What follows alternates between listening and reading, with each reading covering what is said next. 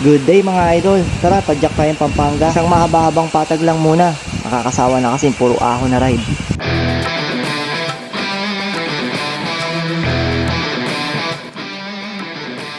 Kasama ko nga pala si paring June. Dalawa lang kami ngayon kasi yung ibang tropa nag-antipolo. Ganda ng panahon! Woo! Sayang mag-bike! Makulit din, tsaka medyo umaambon-ambon pa. Sayang, wala sila. Sarap na ito, sana hanggang ganyan lang hanggang mamaya. Parang 25 years, no? Oo. Fresco. Nandito na kami sa Marilao, Bulacan, MacArthur Highway. Ito nga palang ruta na to, isaabutin din kami ng 59 kilometers one way. So balikan, maabutin kami ng 100 to 120 kilometers. First time ni paring June makapag-century ride. Perfect. Tara! Ataw na tayo! Ito yung dating nabubudol.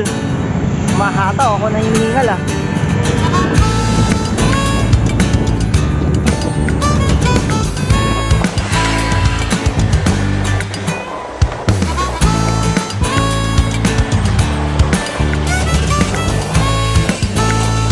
Pagdating naman namin dito sa Giginto, Bulacan, inabot kami ng matinding ulan.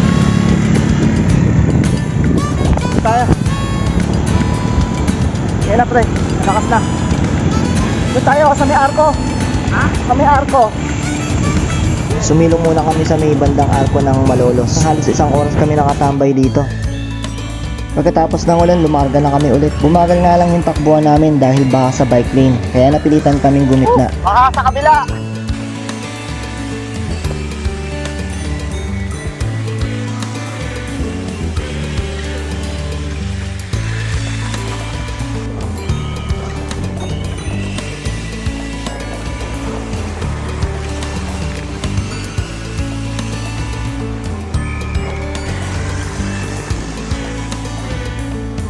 Saglit lang.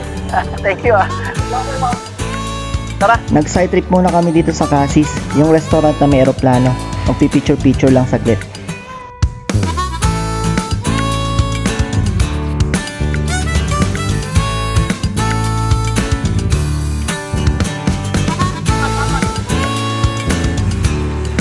Pagdating namin dito sa Malolos flyover, bawal pala ang bisikleta dito at saka mga tricycle. Kaya dito na kami dumaan sa may ilalim, yung papuntang Baraswain Church.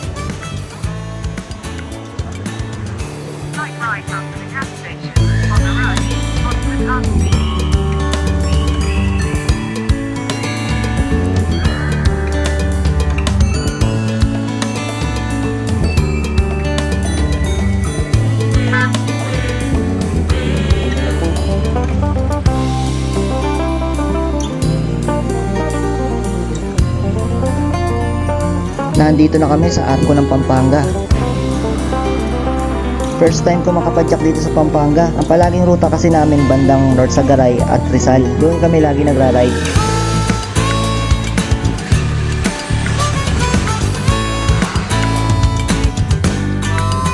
Time check! 9 AM. Galit na yung araw dito sa Pampanga. Sakit na sa balat.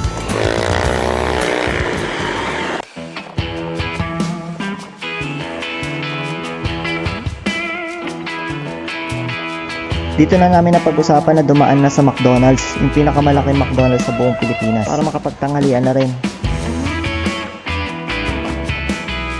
Yun o. Ayun. Nakasok eh.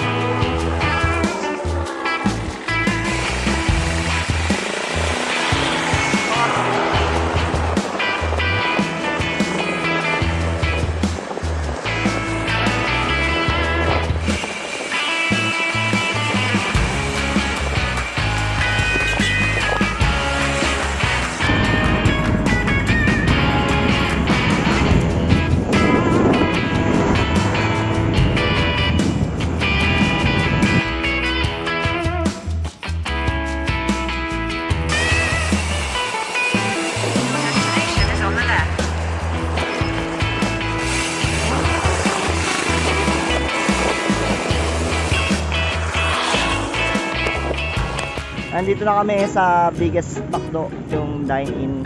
May alfresco sila doon. Yung wala yung cafe. Ayun yung cafe, yung laki din. Kaplan John. Tulala.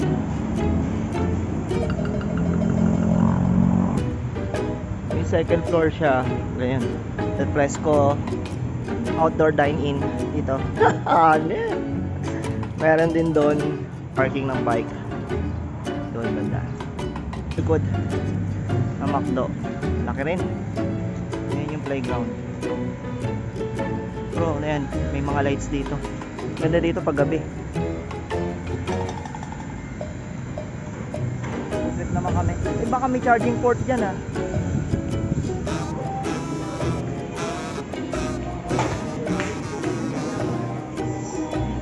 Dito sa kabila meron daw.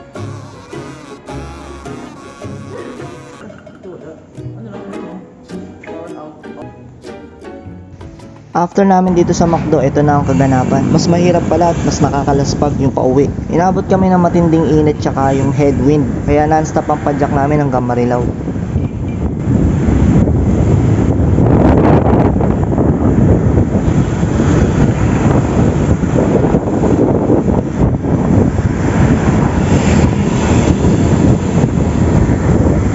Hanggang dito na lang guys. Maraming salamat sa panonood and ride safe lagi mga idol. Ayun, uy, may 30 kilometers pa tayo.